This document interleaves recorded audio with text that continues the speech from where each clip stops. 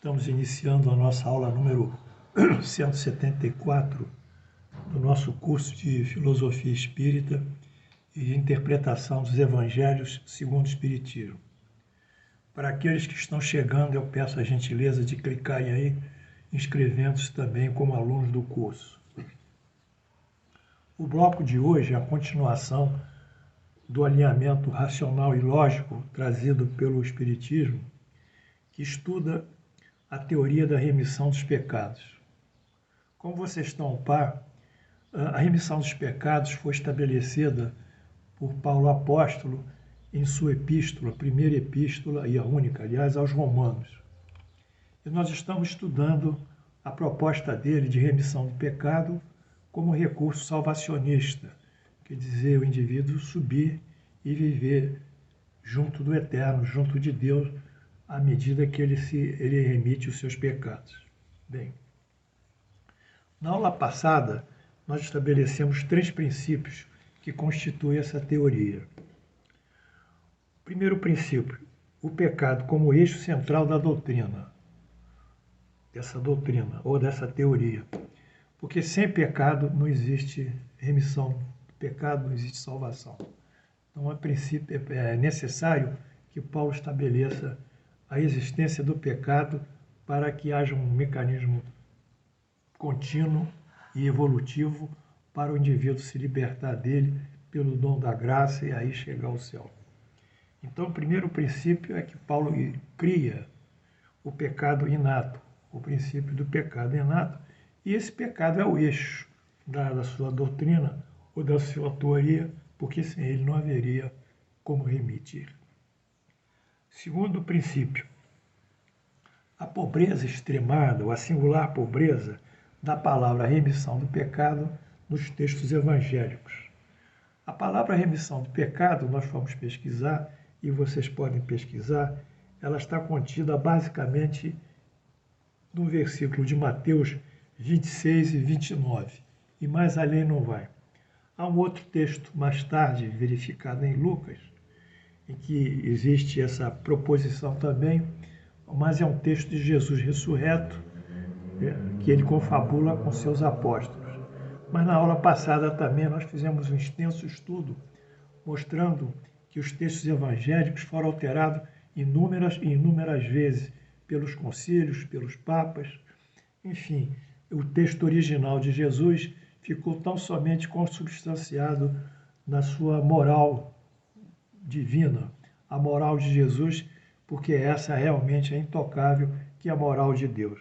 O demais, como nós dissemos, os atos comuns na vida de Jesus, os milagres, as predições, as palavras que a igreja tomou para o simbolismo de Jesus, as suas metáforas que a igreja tomou para consubstanciar a sua doutrina, a sua dogmática.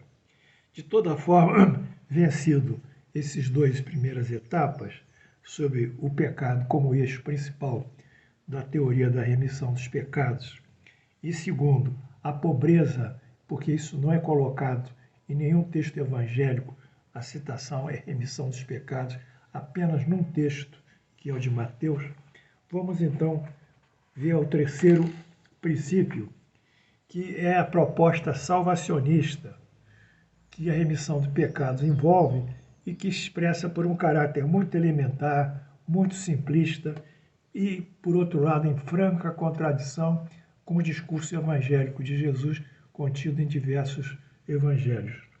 Então, é uma coisa muito simples para um ato tão complexo que é o nosso processo evolutivo e o nosso aperfeiçoamento espiritual. Bem, a remissão dos pecados, calcada no ato de fé em Jesus, e que segue a ritualística própria, ignora as próprias palavras contidas no Evangelho. Isto ao longo dos anos e anos de pregação e mencionato de Jesus. Relativamente ao que ele dizia, salvação, e que em muitos momentos ele chama e denomina de vida eterna ou reino dos céus.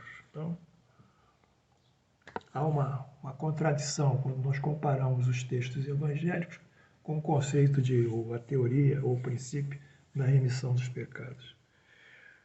Como é possível justificar tantas e tantas pregações, tantos e tantos exemplos destinados ao progresso espiritual de seus seguidores, singularizando uma única assertiva: remissão dos pecados? Parece que é uma palavra mágica que resolve tudo. Tira-se da verdadeira doutrina e impõe-se uma manobra reducionista, reduz tudo a essa singularidade, a remissão dos pecados, que é impossível de ser aceita, esse conceito, ou essa teoria, ou esse princípio, porque aceitar essa proposição teria, por outro lado, desconsiderar os ensinamentos evangélicos.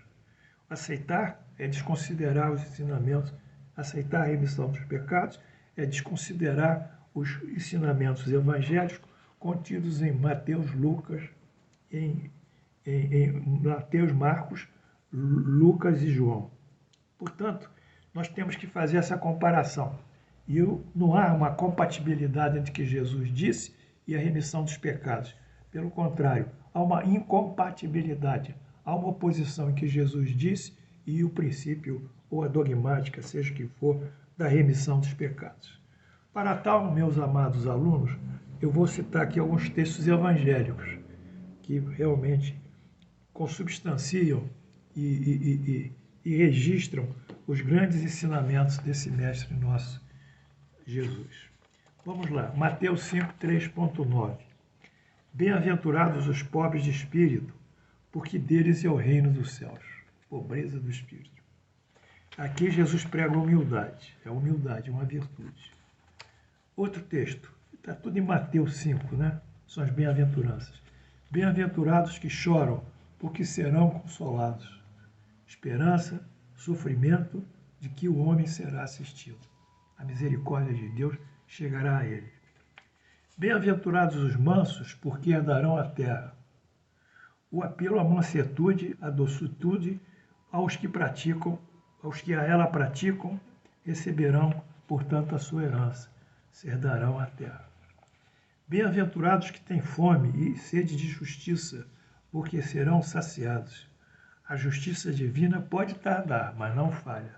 Não essa justiça que nós estamos vendo aí, nesses momentos, no mundo e no Brasil. Bem-aventurados os puros de coração, porque verão a Deus. Puro de coração é uma metáfora, né? Pureza de coração.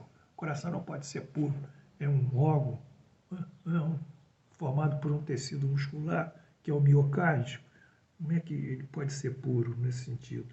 Então, isso é uma metáfora para dizer que o coração, que o indivíduo tem sentimentos elevados, né? O coração aqui, metaforicamente, figura sentimentos elevados. Então, portanto, metáfora, ver a Deus, quando é puro coração, e alcançar um sentimento espiritual de felicidade, de paz, e estar ligado pela consciência a Deus. Então, a pureza do coração, esse sentimento de felicidade e de união a Deus. Mateus 22, 37, 39. Amarás o Senhor teu Deus de todo o teu coração, de toda a tua alma, de todo o teu espírito. Este é o maior e o primeiro mandamento. E eis o segundo, que é semelhante ao primeiro. Amarás o teu próximo como a ti mesmo. Portanto, esse aqui é o mandamento soberano, o maior de todos, constitui a verdadeira diretriz dos seus ensinamentos. Quer dizer, como nós, depois de debruçarmos sobre a soberania dessas palavras, de conotação divina e superior, sublime, como vendo toda essa grandeza aqui, pelo menos nesse aqui de Mateus, sobre o mandamento maior, como terá um outro mandamento sobre a remissão dos pecados, não é? Porque esse aqui constitui realmente, nos levará a uma remissão dos pecados. Ao contrário, esse nos levará, e os outros também, porque nós mudaremos a nossa natureza espiritual, repararemos as faltas, expiaremos essas faltas, compensaremos essas faltas, né, por nós próprios, como devedores que somos, e a partir de quitarmos esse débito frente à justiça divina, então nós subiremos puros e diáfanos. Então este é o grande mandamento e ele que vai resolver todos os problemas do homem. Fazei aos homens tudo o que desejais que eles vos façam, pois esta é a lei dos profetas. Aí ele coloca, né, o direito dele como o direito do próximo. Quer dizer, esse mandamento estabelece que o direito do próximo é um dever nosso de respeitar o direito do próximo, não fazendo a ele o que queiramos que nos façam, ou fazendo a ele o que queiramos que a nós seja feito. Então, esse equivale ao mandamento, esse desejo de fazer o bem ao próximo, equivale ao mandamento de amar ao próximo como a si mesmo, que é a verdadeira caridade. Mateus 5, 44.20. Amai os vossos inimigos, fazei o bem àqueles que vos odeiam, e orai pelos que vos perseguem e caluniam, a fim de que sejais filhos do vosso Pai que está no céu. Então aí é o perdão, é nós superarmos as diferenças e as crises que temos para com os nossos adversários ou os nossos inimigos. No fundo, isso é pagar o mal com o bem, que é a condição para que nós possamos reincorporar a nossa dignidade de filhos de Deus à verdadeira filiação divina. Nós não podemos restabelecer a dignidade em nós, como filhos de Deus, se não exercitarmos esses ensinamentos de Jesus.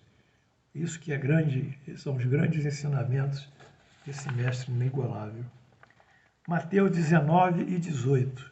Não matarás, não cometereis adultério, não roubareis, não dareis falso testemunho, não fareis mal a ninguém, honrai o vosso pai e a vossa mãe. Aqui, Jesus fala dos deveres dos filhos para com os pais, dignificar os pais, atendê-los e ampará-los na velhice. Não é só honrar, é mais do que isso. Honrar e amparar os pais que vão pela própria velhice, que é uma fisiologia do envelhecimento. Nós estudamos isso em medicina. Essa fisiologia do envelhecimento é uma condição natural do homem, é uma condição natural da vida.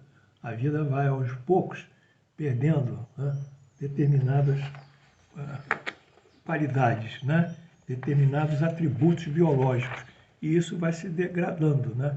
Esse processo de envelhecimento é absolutamente natural, não é uma doença. Embora apareçam ao longo dele alguns transtornos e alguns distúrbios.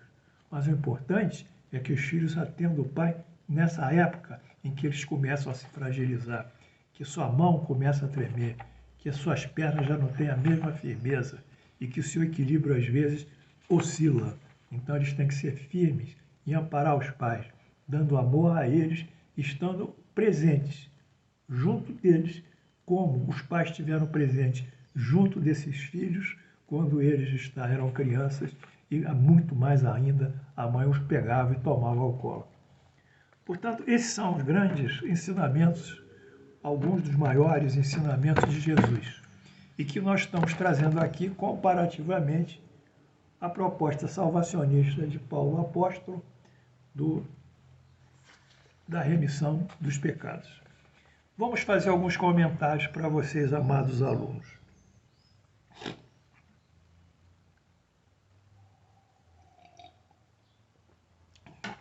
Estes versículos encerram a sabedoria e a virtude. Eles são ensinados e exemplificados pelo Jesus. Indagamos, frente a tamanha riqueza espiritual, como ignorá-los, tornando-se o curto caminho, o atalho da chamada remissão dos pecados. É um curto caminho. Como se sabe, a força de Jesus encontra-se em seu discurso evangélico, na sua pregação e no seu exemplo de vida. Quer dizer, qual foi a grande importância de Jesus? Eu gosto sempre de abordar isso. Foi quando ele ressuscitou, ele venceu a morte? Né? Não. Isso não vai dizer apenas que ele venceu uma morte, mas que existe uma vida espiritual. Então, os milagres que ele fez, a cura dos cegos, a cura da mulher que tinha uma hemorragia ginecológica, a cura de um paralítico, a cura de um indivíduo que estava num estado catártico, ele ressuscita o filho do centurião lá, o soldado do centurião. Então, isso são fenômenos, mas são fenômenos de cura e de expressão. Mas os fenômenos não mudam a natureza nossa. A fenomenologia não muda a natureza de ninguém. A fenomenologia são fatos que acontecem lá fora, que impressionam os nossos sentidos, mas não têm o poder de modificar a natureza nossa, espiritual, que ela só pode ser modificada pela construção disciplinada, regular e pontual da nossa, da construção das nossas virtudes e dos nossos valores no juízo do bem. E, ao mesmo tempo, o afastamento das imperfeições e vícios. É isso, é isso. Então, aqui nós vemos esse exemplo de Jesus, que essa é a sua grande força. A sua grande força foi a moral que ele impôs. Eu queria que vocês me acompanhassem nesse raciocínio. A força de Jesus está na sua moral, na expressão do seu espírito, que é um preposto de Deus, mas como preposto de Deus, representante do Pai, único representante maior do Pai no mundo, neste momento, Jesus nos lega a sua verdade, que é o caminho, a verdade e a vida.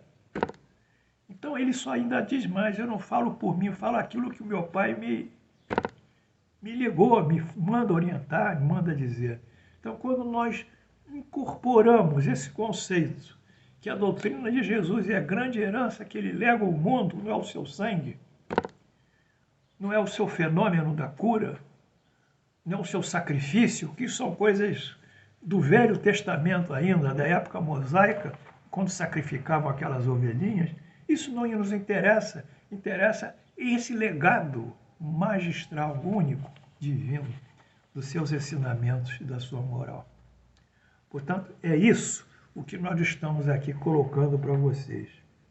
Para os homens em particular, diz Allan Kardec sobre isso, sobre os evangelhos aqui, sobre o que eu estava dizendo. Para os homens em particular, a moral do Cristo é uma regra de conduta abrangendo todas as circunstâncias da vida privada e pública. Quer dizer, essa moral é o balizador, é a normatização, é a diretriz, é o fio fino que nos conduz às ações corretas e virtuosas. Aqui está a moral do Cristo. É uma regra de conduta abrangendo todas as circunstâncias da vida privada ou pública, no lar, na família ou na sociedade. O princípio de todas as relações sociais fundadas na mais rigorosa justiça. Quer dizer, se nós, homens, seguíssemos esses princípios, esse juízo de valor de Jesus na nossa vida, a sociedade também, que é um reflexo das nossas ações, porque a sociologia é uma ciência que estuda as ações do homem, o fenômeno do homem no social, o que ele faz, o que ele cria, o que ele produz, como ele interage, são as ações sociais do homem, o fenômeno humano no social. Então, quando nós modificarmos moralmente nesse sentido, a sociedade se modificará, porque a sociedade depende da nossa mudança pessoal. Ela não depende de uma lei, de um decreto, que tudo vai ser assim, dessa maneira de hoje para frente. Não muda. Pode fazer o decreto, mas a natureza do homem derruba o decreto. A história mostra que todos esses regimes de força que quiseram impor ao homem um rigor de uma disciplina do Estado, uma força estatal sobre ele, uma ditadura do Estado, todas essas caíram, essas potências. Não há uma que sobrou. Todas. As que sobreviveram são aquelas que respeitam a individualidade do homem e propõem um homem mais íntegro, mais superior, para criar melhores condições sociais para ele e para todos que com ele vivem naquela comunidade. Isso é uma lei. É uma lei. Não adianta mexer nisso. Ou vai mexer, quer mexer político? Mexe político. Quer mexer, ditador? Mexe, mas você está contra Deus. Não adianta, você vai perder. Vai cair, é questão de tempo, porque ninguém pode se opor a Deus. E voltando aqui ao que nós falávamos sobre a doutrina do Cristo, que é a sua grande herança, o professor então comenta: para os homens em particular, é uma regra de conduta abrangendo todas as circunstâncias da vida privada ou pública, o princípio de todas as relações sociais, fundadas sobre a mais rigorosa justiça. Enfim, acima de tudo, o caminho infalível, preste atenção, infalível, de felicidade, da felicidade, que há de vir e levantar uma ponta do véu que oculta a vida futura. Então, aqui é o caminho infalível. Não é a remissão dos pecados. A palavra de Jesus, como nós lemos aqui nos N textos evangélicos, N versículos, esses são realmente o caminho infalível que vai levantar o véu da morte e vai descobrir para nós a eterna vida, que é a vida espiritual. Vicente de Paulo, não sei se você sabe, São Vicente de Paulo é considerado o criador das Santas Casas da Misericórdia. Isso foi nos anos 1400 e pouco. Ele começou a juntar os doentes em determinados prédios e tratá-los, porque não havia hospital ainda naquela época. Então ele juntou as mulheres, que foram chamadas as Irmãs Vicentinas.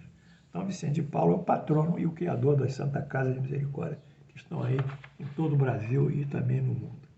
Ele diz aqui, ele tem um comentário que ele fala aqui em 1858, que está no nosso Evangelho segundo o Espiritismo. Olha o que Vicente de Paulo nos diz. O Cristo não vos disse tudo que se refere à caridade e ao amor, sublinhando caridade e amor.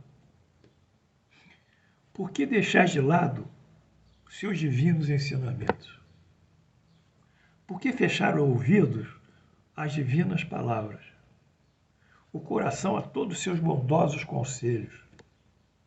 Eu queria que tivesse mais interesse, mais fé nas leituras evangélicas.